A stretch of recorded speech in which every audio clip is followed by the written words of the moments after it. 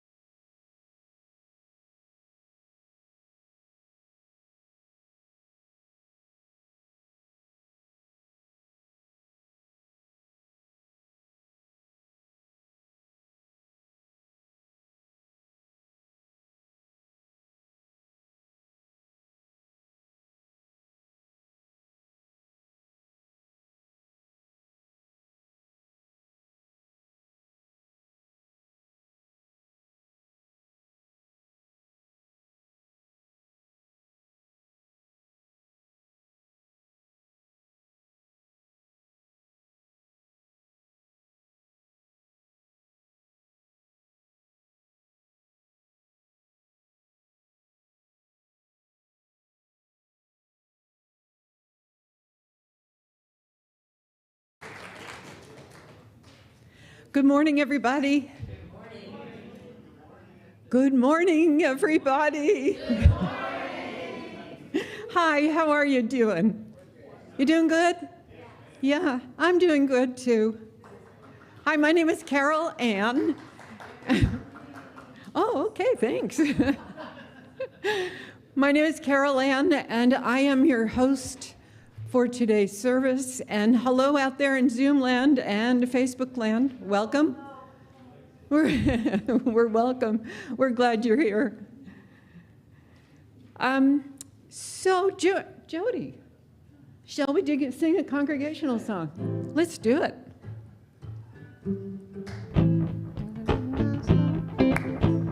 God is my power. God give me everything I need. Stand up, everybody. I give thanks for all my blessings. God give me everything I need. Love is my source. Love is my power. Love gives me everything I need. So I give thanks for all my blessings. Love gives me everything I need. Joy is my source. Joy is my power. Joy gives me everything I need. So I give thanks for all my blessings. Joy gives me everything I need. Peace is my source. Peace is my power. Peace gives me everything I need. So I give thanks for all my blessings. Peace gives me everything I need. Peace gives me everything I need.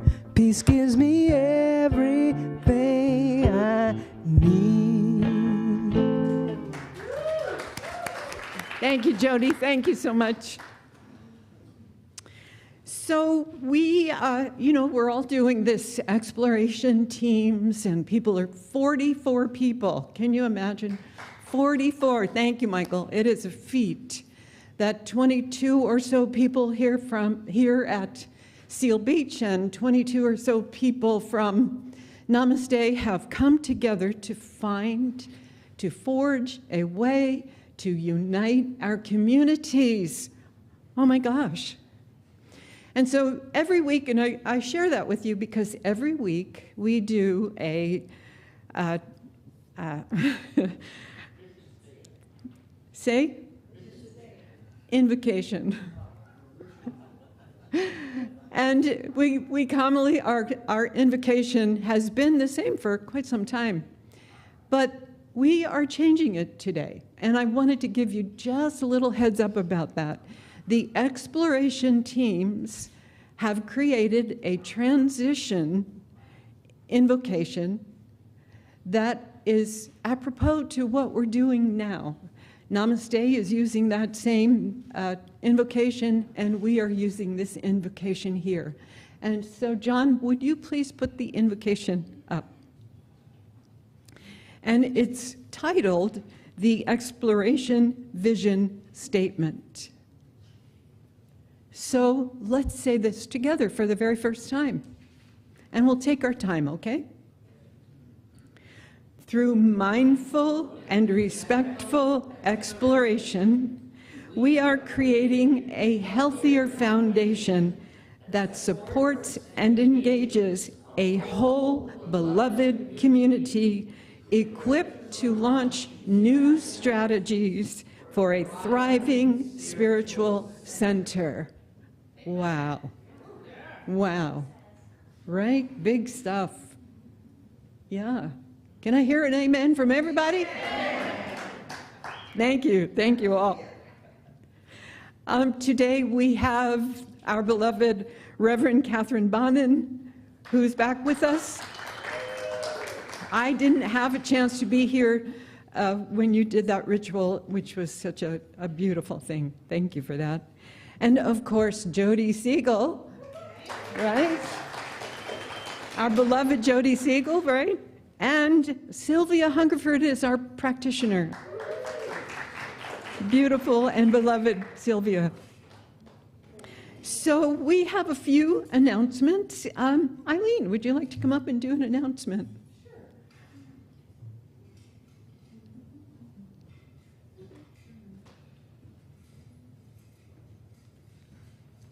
Good morning, my prayerful people. So happy to be here. So the fourth Monday of the month, we meet here in the sanctuary at 2 o'clock, and it's an opportunity for you to talk about anything that's happening inside of you with this exploration, some of your feelings. We don't necessarily have the answers, but we certainly have compassionate ears to listen. So come on here tomorrow, 2 to 3:30, and share your thoughts. Thank you, Eileen. Thank you very much. So John, would you put up the slide about the weekly dialogue? So this, it says, visioning our beloved communities with Exploration Leadership Team, Wednesdays on Zoom from 7 to 8. That's completely changed. So, so what? Michael, what are you doing? Michael, Michael, what are you doing? I mean, I'm just letting everyone know about the big Easter parade and for them to wear their Easter regalia on April 9th. Oh, okay, great. All right. So start planning your bonnet now. So here is the change to the announcement. The essence of it is the same. We will be in weekly dialogue for 4 weeks, for 4 Wednesdays, beginning this Wednesday, March 29th. And you will be able to access the Zoom link in Waves of Joy. And the time is different. I mean, see what I mean? The whole thing's different. It's from 6:30 to 7:30. So for the next 4 consecutive Wednesdays, we will be having a Zoom meeting to talk about, it's a dialogue. Bring your questions. Bring your, whatever comes up for you. Please bring your questions. It is a time for you to get clarity. What's going on with this transition? And it's going to be hosted by the Exploration Leadership Team. As I say, it's going to be on Zoom, 6:30 to 7:30, beginning this Wednesday. Go to Waves of Joy and to the Eventbrite link. Do I have it, Marjorie? Okay, good. Excellent, excellent. And we have one more slide. So there is going to be a memorial for our beloved Steve Blue.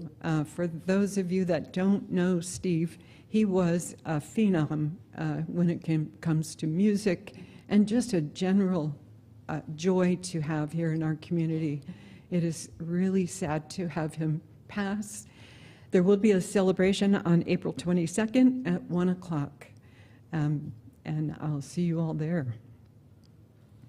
So this is the time that we transition to sacred time, but I want to share something that was on my mind and we talked about in the hosting group, and that is that all of our celebration is sacred. From the minute we walk in the door on Sunday until the minute we leave the door on Sunday, it is sacred. Whether you're chatting with a friend or whether you're having a laugh down the hallway or whether you're sharing peeps with a person that you really like, it's all sacred. But this particular time is set aside to be especially mindful. So if you would take a moment to settle your bottoms in your seat and maybe uncross your legs if that's comfortable for you, and maybe take a deep breath as we prepare to hear Sylvia and Reverend Bonin in our sacred time.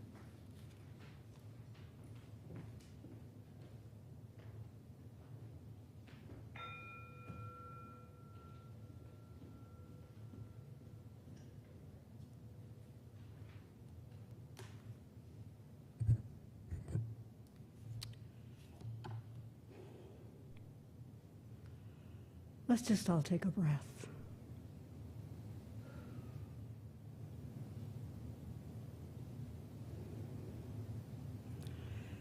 As I think about this week's theme, no approval needed, it brings me to what I call my awakening, beginning in the 12-step program 54 years ago, where I waddled into my first meeting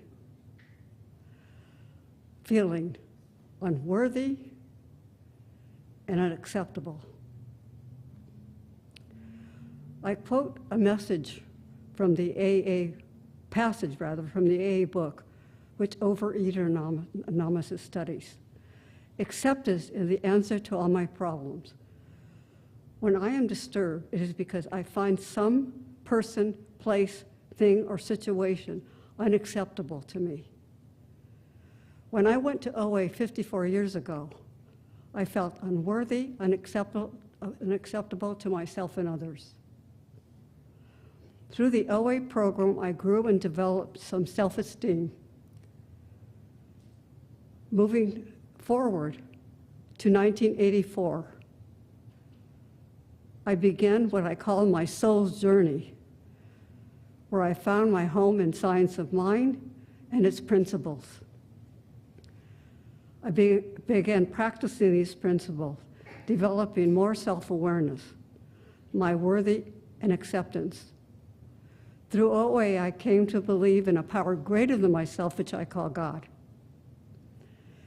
In OA, my physical appearance changed, but in religious science, listening to Reverend Peggy Bassett and Reverend Terry Cole Whitaker television ministry, and taking science of mind classes gave me a whole new outlook on my worthiness and acceptance. As a matter of fact, I read Terry Cole Whitaker's book, What You Think of Me Is None of My Business. And I struggled understanding what a mental equivalent was. And from Ernest Holmes' text, we must have a mental equivalent how we want to live our life, we want our lives to be. One of the examples Ernest Holmes gives, if you keep your mind a mental equivalent of unloveliness, it creates unloveliness. I practice keeping my mind and thoughts on acceptance and approval of myself. I'm inspired by Essential Ernest's book. I've been reading it for the class Juanita and I are facilitating. It has an affirmation I read frequently. Perfect God within me, perfect life within me, which is God, come forth into expression through me and cause me to see only the good. From Ernest Holmes, life is a mirror and will reflect back to the thinker what he thinks into it. Your thought is infinite.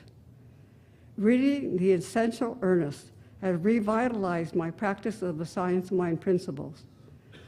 In one of Reverend Guy's messages, he said a few things that spoke to me. I am beloved, I am wanted, I am wished for, waited for. I add, I open my heart to receive.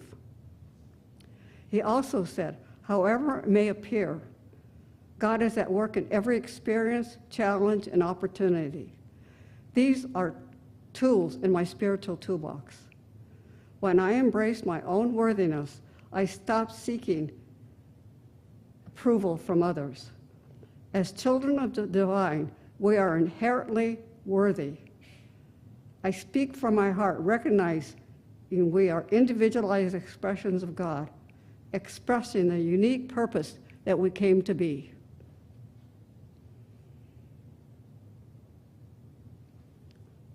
Recognizing God is in the midst of each of us, unique expressions of God. With gratitude, I bless all those who have made this a welcoming space as we gather in fellowship, listening to the music of Jody Siegel and to the inspiring words of Reverend Catherine, knowing this service unfolds in perfect divine order. Affirm with me, and so it is.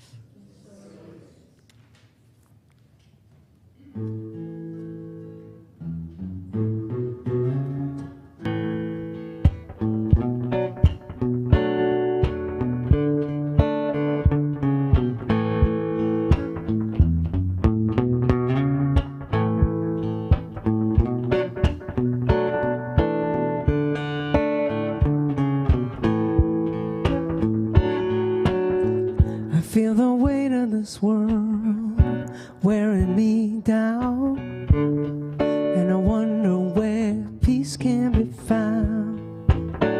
My restless mind gets the best of me, and I realize what I need is some soul time, sweet soul.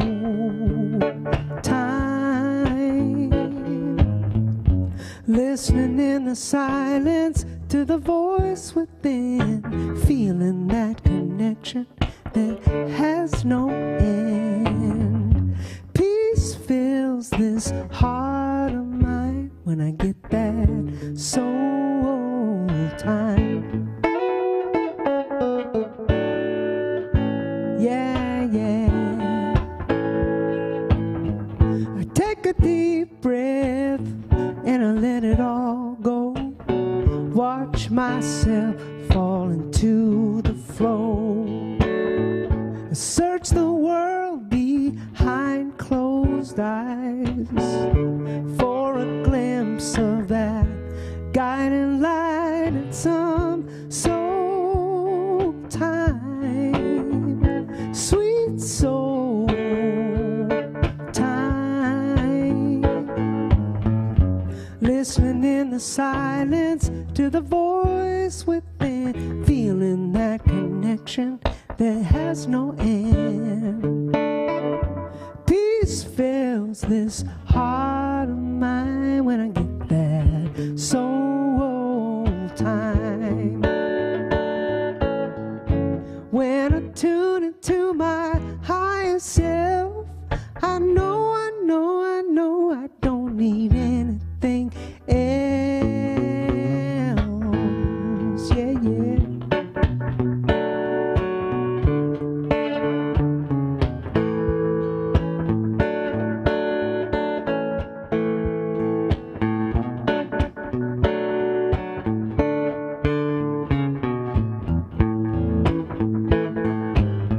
Deep in the stillness, all the love is waiting to comfort this heart of mine. When I get a little soul time, yeah, yeah. All I need is soul time.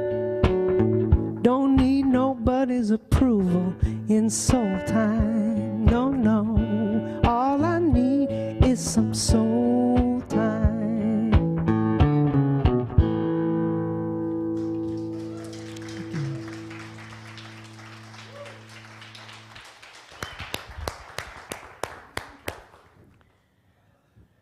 That was beautiful, Jody. Thank you. And good morning, everyone. I'm Reverend Catherine Bonin, and it's my pleasure to be here with you this morning.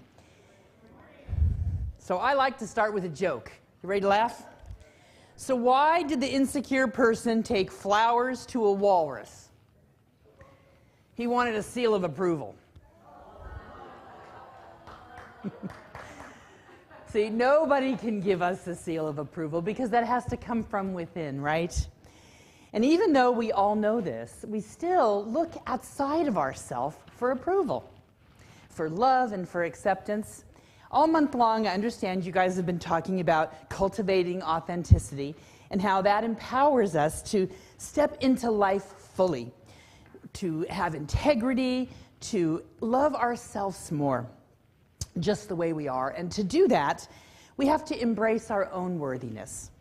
As children of the divine, we are inherently worthy. We are born that way. It's our birthright. When I was in my 20s, I met a young couple who wrote a song called Perfect Already. And I wish I could remember their names, but I remember the song. The song really touched me deeply. And over the years, I've tried to find that song on Google and YouTube and all those places, and I couldn't find it anywhere. But you know, even though I can't find it out there, it's still in here. It reminds me all the time that we are perfect already. And even though we know this up here, sometimes we don't know it here. I remember when I first heard that song, I didn't believe it, but I really wanted to. And the more I explored this idea of worthiness and the more life lived me, the more worthy I started to feel, and the more I started to believe that I was perfect just the way I was. But you know, those feelings of shame and unworthiness show up for all of us, whether we like it or not. That's part of the human experience. And those feelings of not being enough, a fear of being unlovable, it's those things that convince us that if we work harder or do something different or just change this one thing, or hide things that we might not like about ourselves from other people. We might be lovable. We might be enough. But that's not the way it works, is it? When we pay attention to the things that trigger those feelings of unworthiness, we're able to recognize them and we're able to come to truth more quickly. And with practice, it happens faster and faster, and it's easier. Now, I say easier. It's simple, but it's not so easy, is it? So how do we consciously direct those experiences and recognize the opportunities of growth that seem to be those difficult times, that pull us into those feelings of doubt and unworthiness? Well, we have to pay attention to moments of discomfort, because those are like flags that are being waved in front of us. It's Spirit saying, pay attention, listen, this is for you. It's stuff that doesn't feel so good that we have to sit up and pay attention to. And then we have to step back and be the observer and see it, not be it. Sometimes it helps me to say things like, oh, look at that, isn't that interesting? That helps me step back and be the observer. And I have to remember that if something makes me uncomfortable, it's up to be healed. And it's the same for you. And as soon as we recognize that, that's the moment that we can shift our consciousness, the moment we can change our mindset about it. We have to be bare naked honest with ourselves and say, yeah, I'm feeling that, but it's not true. And the most important thing is that we embrace our authentic self, that we love ourselves no matter how we show up, warts and all. On page 50 in Brené Brown's book, The Gifts of Imperfection, she says, authenticity is the daily practice of letting go of who we think we're supposed to be and embracing who we are. Greg Bayer, in his book, Real Love, tells a story about a king. Well, the story starts when he's a prince. And he says this prince was very, very unhappy. And he was unhappy because he had warts all over his face. And so he wouldn't come out of the castle. He would hide in his room in the castle. Well, one day his father died, and the prince had to become king. And so he had to go out into the world, and he was still very unhappy because he had these warts all over his face, and he believed that people laughed at him everywhere he went. So whenever he went out, he put a bag over his head with two little eyes cut out of the bag. Well, as you can imagine, he tripped and fell all over the place because he couldn't see very well, and people still teased him and laughed at him. So he didn't go out of the castle very often. But one day he heard about a wise man who lived up on top of the mountain, and he thought, I'm going to go talk to that wise man. So he went up the mountain to see the wise man with the bag on his head, and he got there, and the man was sitting under the tree. So he sat down next to him, he took the bag off of his head, and he said, I've heard about you. I've come to get your help. And the wise man didn't say anything for a few minutes. He just looked at him and nodded, and he said, after a couple of minutes, wow, you have a lot of warts on your face. And the king got furious. How can you say that? It's not true. I'm going to kill you. And the old man sat back and leaned back, and he said, well, okay, guess you should call your guards. And the king said, well, I didn't bring my guards with me, but you can't say those kinds of things to me. It's not true. And the old man said, well, it is true. You do have a lot of warts on your face. He said, don't laugh at me. And the wise man said, I'm not laughing at you. He said, everyone laughs at me. And the wise man said again, I'm not laughing at you. And the king stood up very angry because he really felt like the old man was making fun of him. So he picked up his bag and he put it back on his head, and he started to head down the mountain. And he tripped and fell near a steep ledge, and he tumbled all the way down and landed in the lake. Well, he couldn't swim very well, and with the bag on his head, he couldn't breathe very well either. So the wise man ran down the mountain, got him out of the water, and saved him.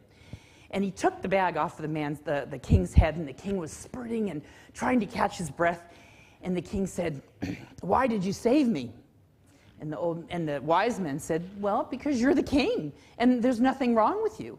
He said, but you're smiling, you're laughing at me. And he said, I told you, I'm not laughing at you. And the king looked down and he said, the boys in the village have always laughed at me. And the wise men said, I'm not laughing at you.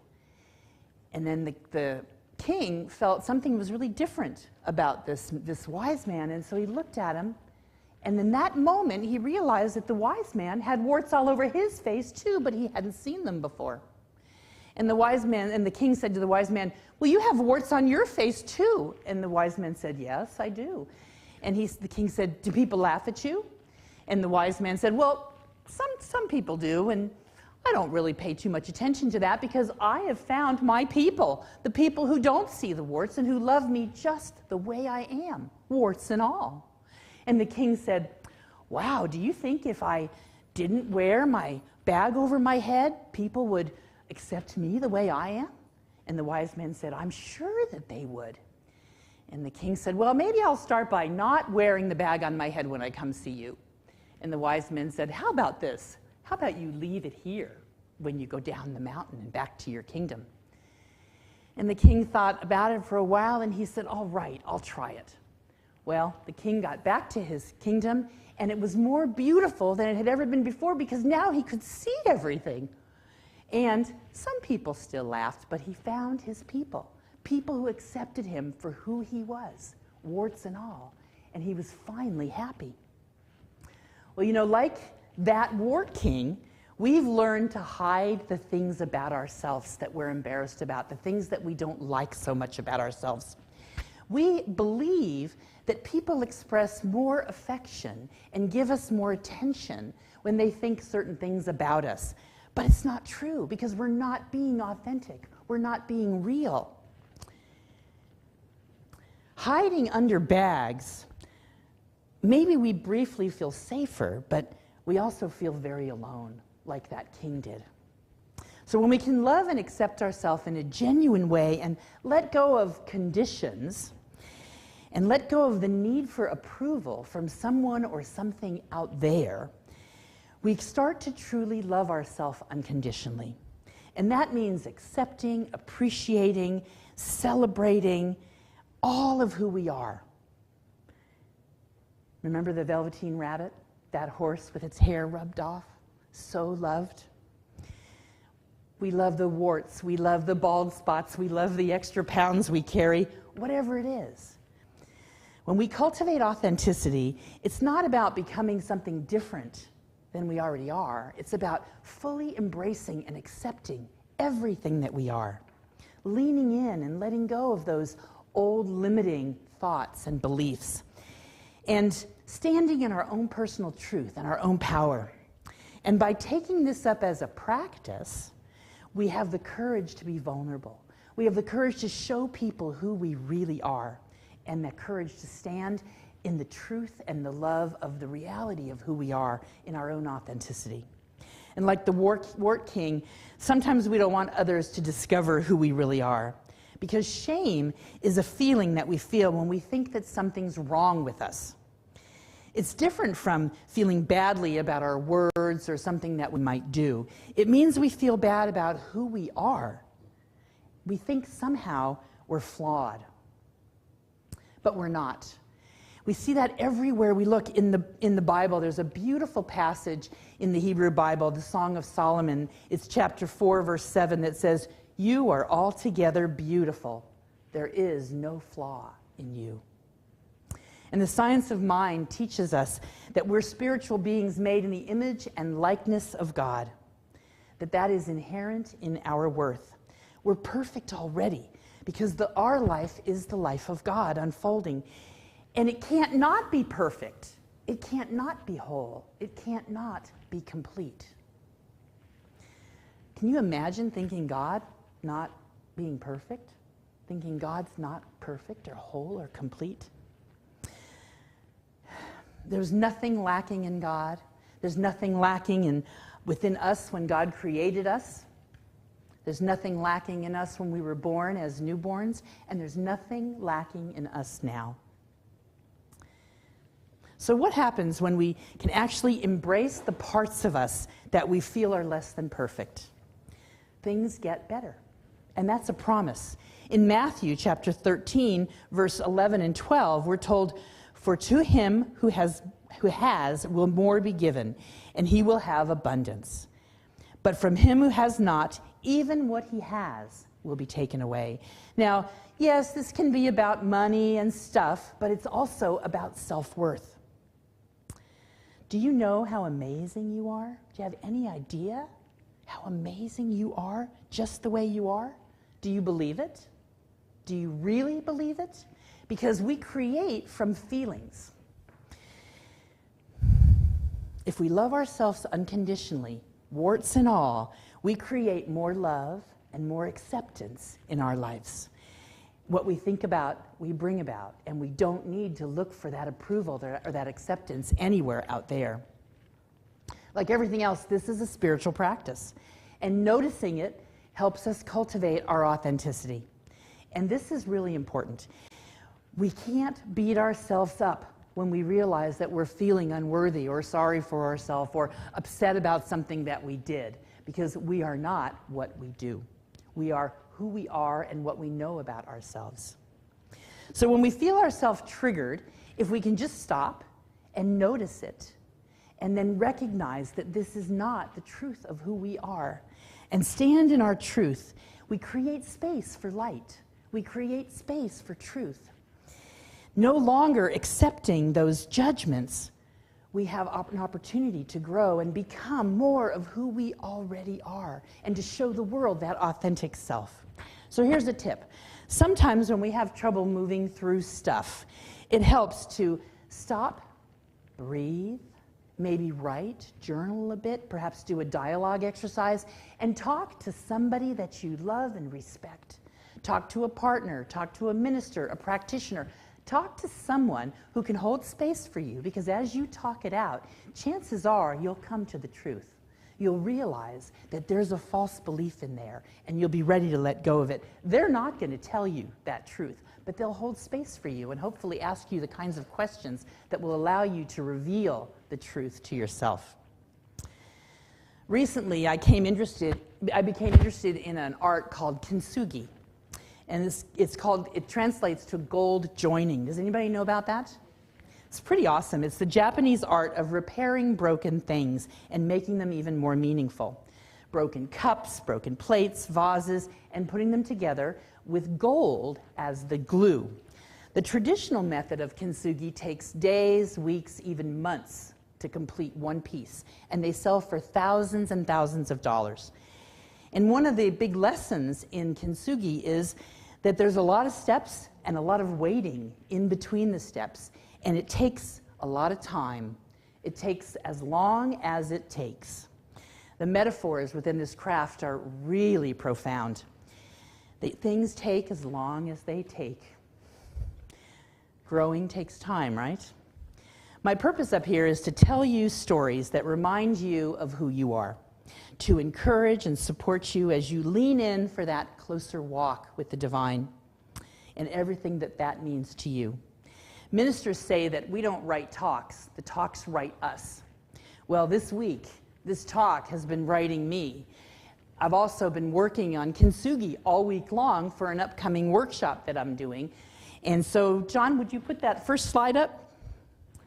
I could talk about this for hours, but doing the work, I really felt the connection between all of these metaphors, the worthiness, self-love, gratitude, so much so that I had to include this in my talk. That first one is a traditional piece of kintsugi, one that took weeks to create, and that's put together like glue. There's a metaphor too, right? Glue with real gold. These ones on this side are the ones I did this week for my hack workshop, because it's really about the process. And if you guys want that workshop here, I'll talk to the leadership team, Marjorie, about doing that for you sometime. But these pieces are beautiful creations, and whether you use them or whether they go in a museum or you put them on an altar like mine are going to be for and for the workshop, they're special pieces because they represent the fixing of something that's broken. How often have you felt broken? There are times when we all feel that way. There are times when we don't feel like we can heal something. And this is an amazing way to work through that process of healing. And sometimes things are broken in so many pieces that they can't be fixed. And you might end up with a Zen garden, or something even better.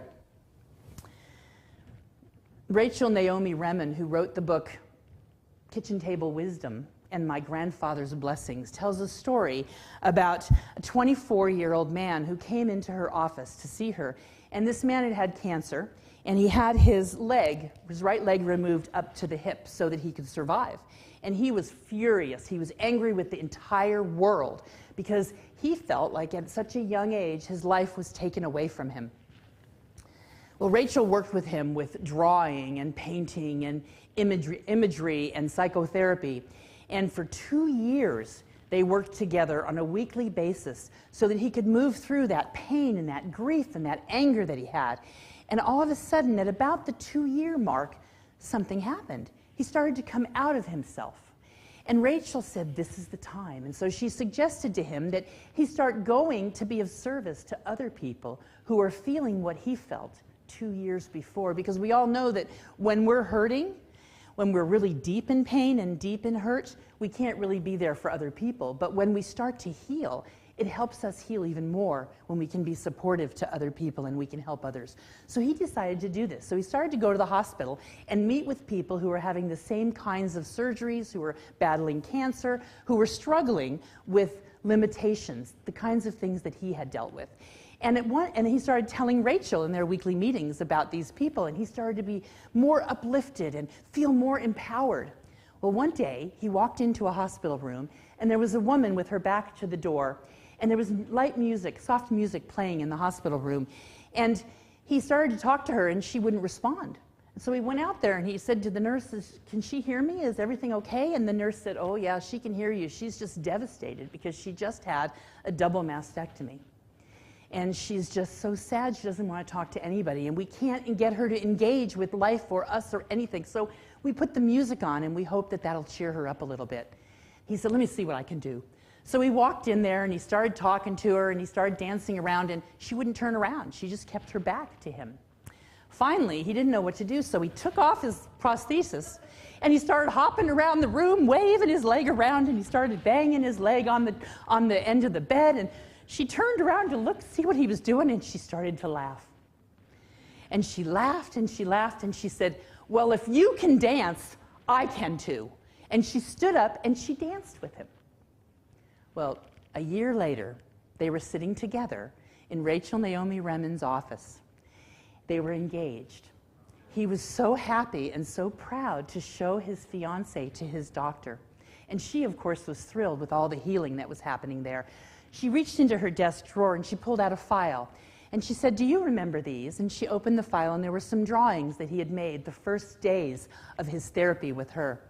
And he picked them up and he started looking at them. And then he picked one in particular up and he said, wow, I remember this one. But you know, Rachel, it's not finished yet. And she said, really? What do you mean? And he reached across her desk and he grabbed a yellow highlighter. Now that picture was a picture of a vase. And the vase was on its side, and it had a dark black squiggle line on it representing the brokenness of the vase. And Rachel remembered this vividly because when he did it, he took a black crayon and he marked so hard on that crack over and over and over again, she thought for sure the paper was going to tear, but it didn't. So he said, it's not finished because it's this right here, and he pointed to where the crack was. He said, this is where the light came in. And he took that highlighter and he drew light streaming out of that crack.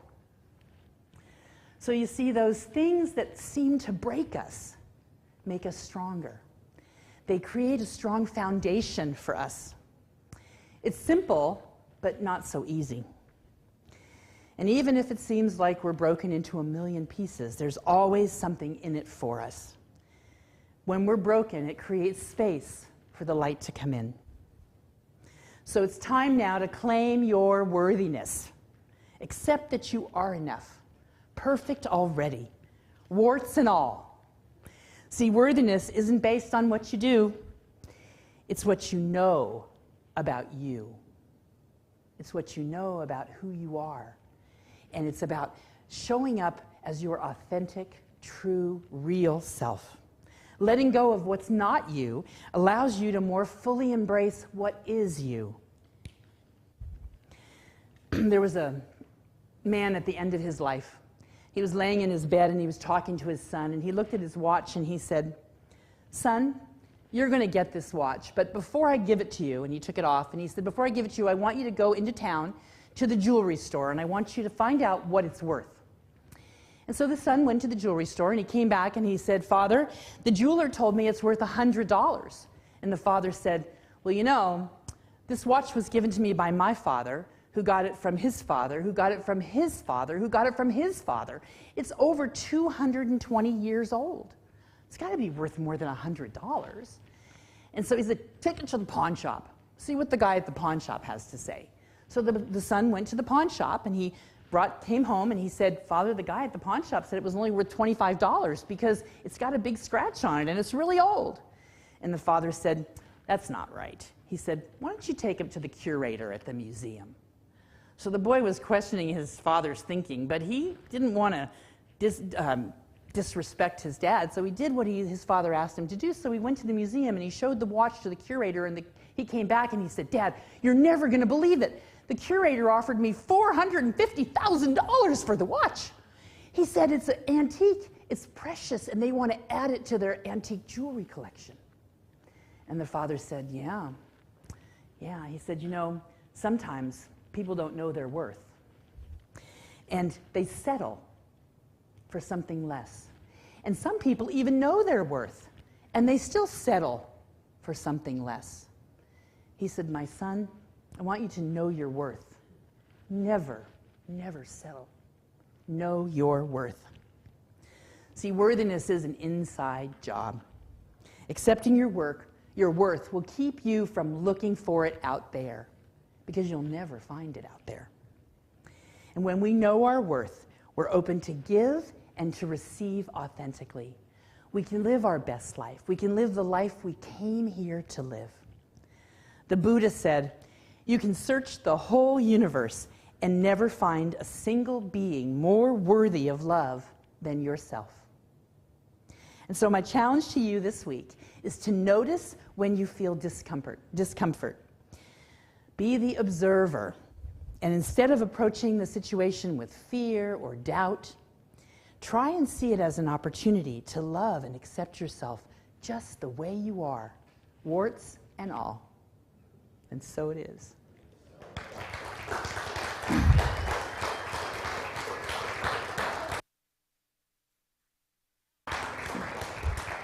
I'm gonna do a prayer, but first I want to have John show you another picture.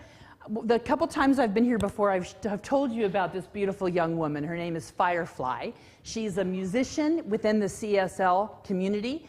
I know that I told you last fall that she'd been hit by a trolley in Bremen, Germany, and she was in a coma. Well, she's coming out of the coma. She's back in the United States now with her mom and her father and her brother who are taking care of her. They live in the Bay Area. And one of the most beautiful things I saw on the Facebook page yesterday, and you can follow her on Facebook, Olivia Firefly Walker, and you can see the progress that she's making.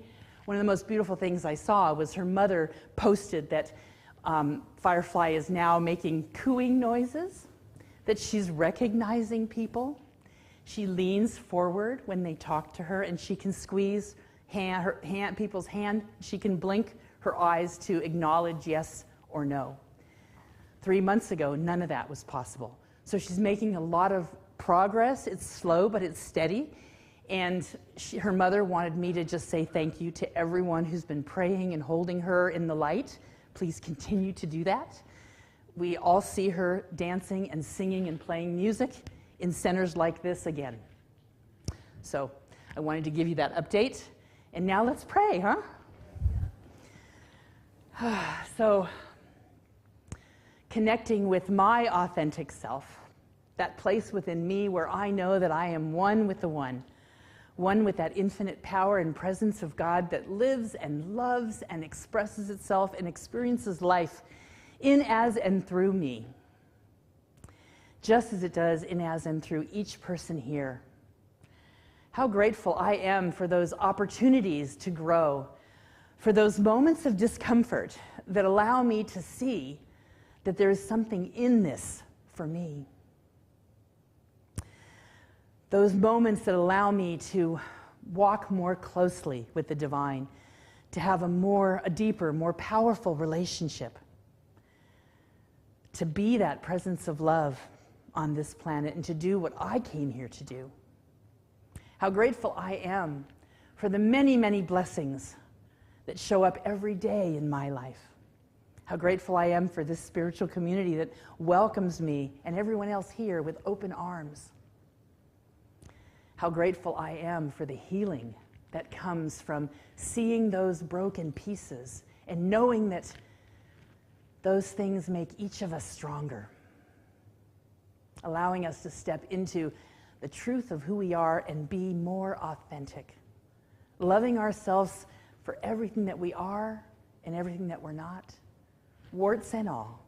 And so it's with that full, grateful heart that I release my word to that law of mine, that law that always, always says, yes, my beloved. And so it is. And so it is.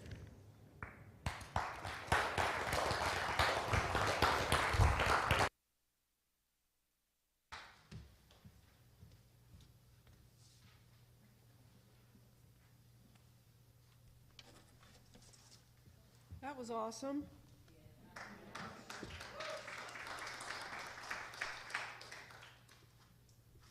always like to hear the talk a little bit to make sure I'm going to sing something that makes sense.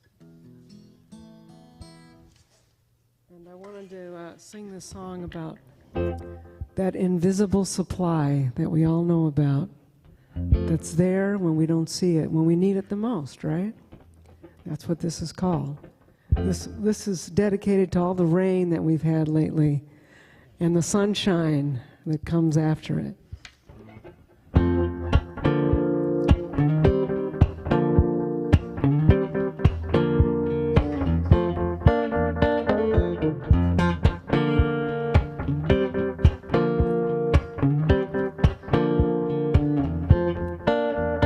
The sky looks dark on the horizon. The forecast calls for rain. Torrential winds rocking these waters just like a hurricane. But judge not by appearances. What's naked to the eye, it's underneath the ocean deep where currents pull the tide. I'm talking about love, love, love, and the invisible supply of everything and more than enough of it to go around.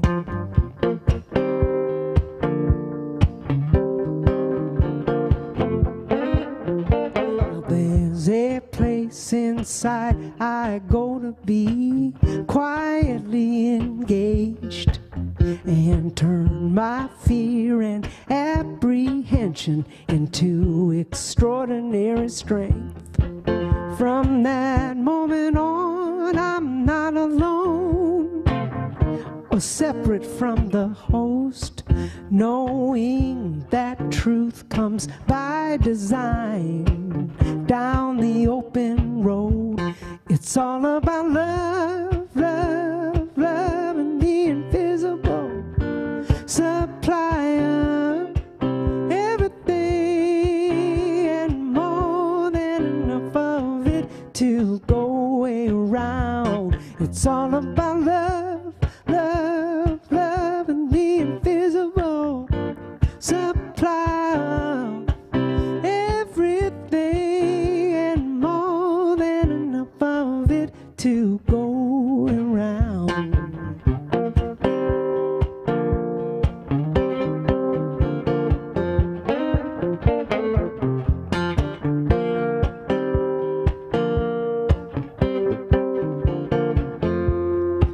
So I'm making love the answer to every question that waits around the bend.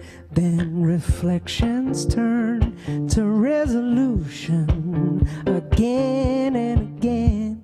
It's all about love, love, love, and the invisible supply of everything and more to go around.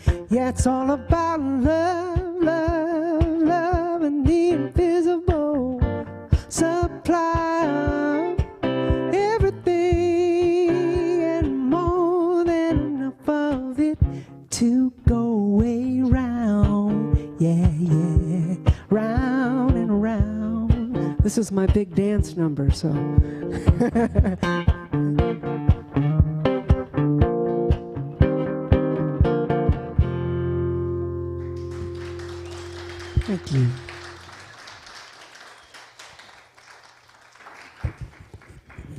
Thank you. Thank you. That was great. Thank you, Reverend Bond, and thank you so much. Warts and all. Right?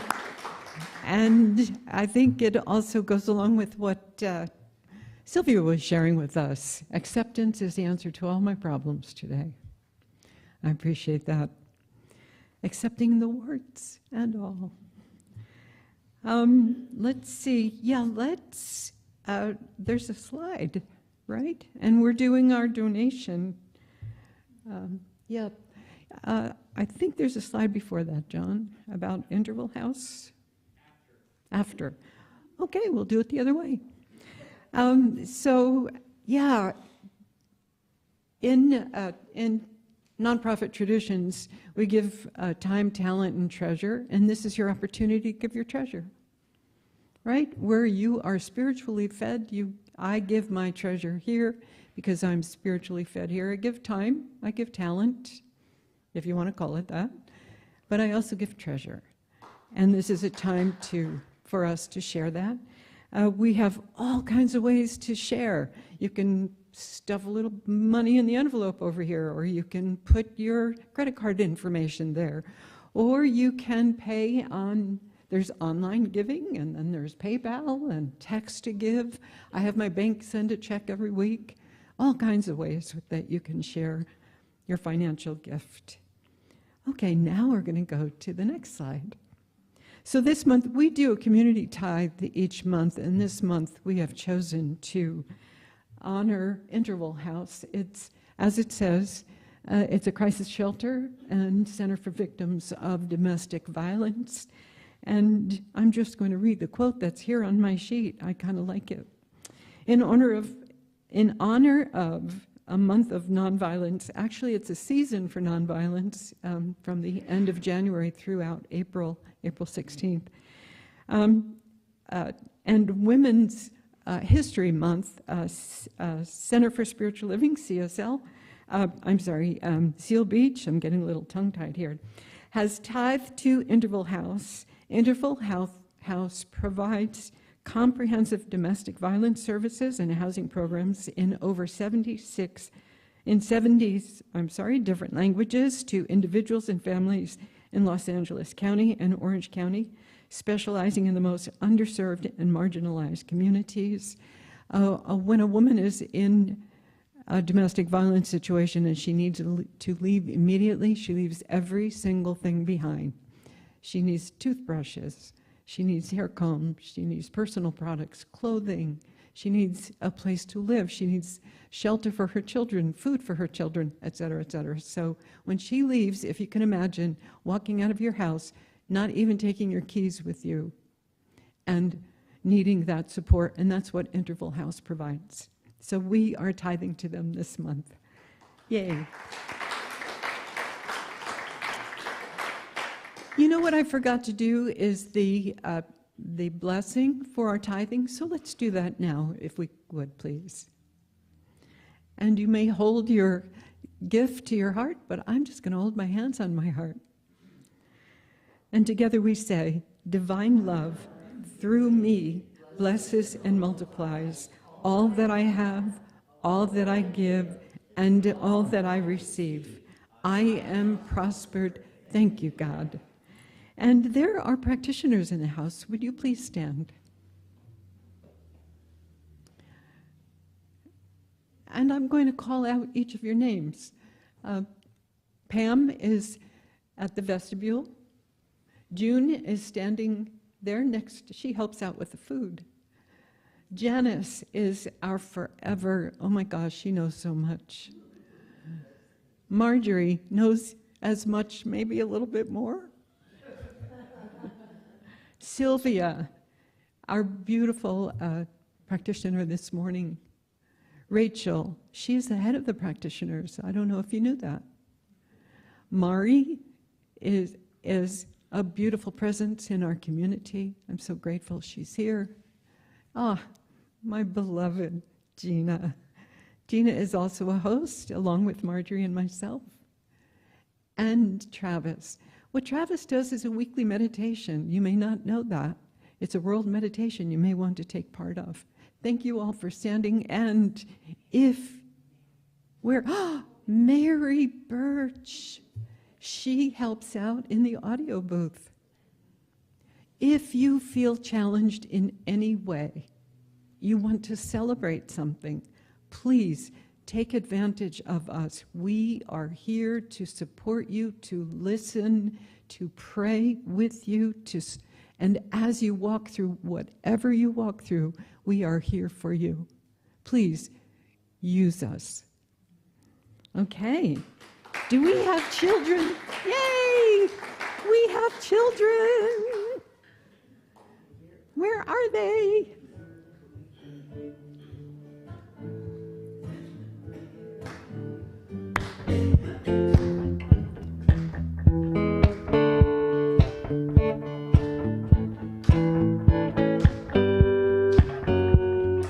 We are family,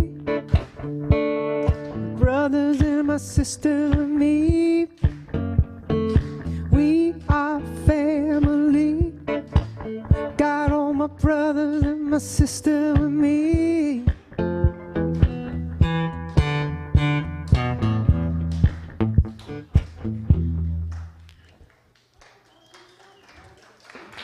Thank you. Good morning. Wow. I love this moment, just seeing all of you out there. I'm really glad you all came this morning. I hope you had a wonderful experience here. We had a wonderful experience across the parking lot in the youth room. And my name is Wenda. I'm the youth director here at Seal Beach. And these are some of our amazing kiddos. And Mr. Ian, the most incredible volunteer ever, shows up every week just willing to be there and share of himself and just share his wisdom and patience and intelligence with the kids and allow them to express everything that they have to express. There's a lot of expression that goes on over there. So we followed your theme today, no approval needed. And these guys really know how to embrace that in a big way. So we didn't have to go too deep into that. But the littler ones, we made Easter eggs, or just eggs, and it says on the top, "What makes me excellent?" And so Mia, you still want me to share it? Okay, Mia wants me to share hers. What makes her excellent, and this is Mia right here. What makes her excellent is being happy, she's smart, and she's kind.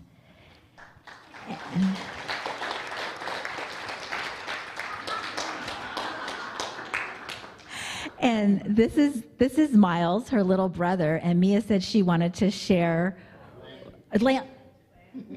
Landon. Sorry about that. Is that why you had that look on your face? Okay, so Mia, what makes Landon excellent? Thoughtful.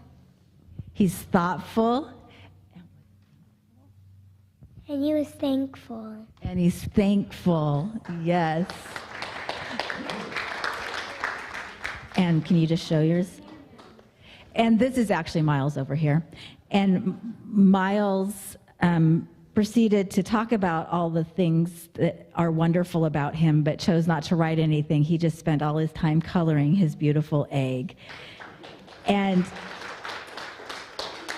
then Gabe and Precious Maddie in the audience were with Ian, and he's going to tell you what they did. What did we do?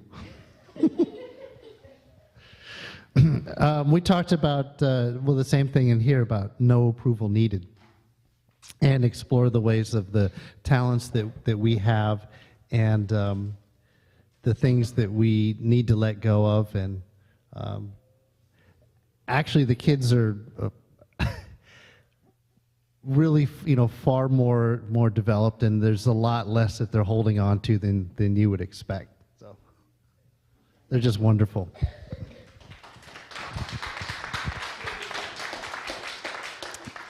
Have a wonderful week, everybody. That's it from the youth program. Thank you, Wenda. Let us do the peace song. If you would all stand. Eileen, come on up and sign the peace song.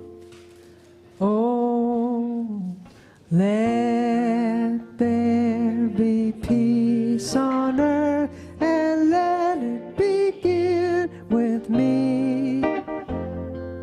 Let there be peace on earth, the peace that was meant to be, with God as our power, loved ones all are we. Let us walk with each other in perfect harmony. Yes, peace begins with me. Let this be the moment now. With every step I take, let this be my joyous vow, to take each moment and live each moment in peace eternally. Let there is peace on earth, and let it begins with me. Happy Sunday, everybody. Have a great week. See you next week.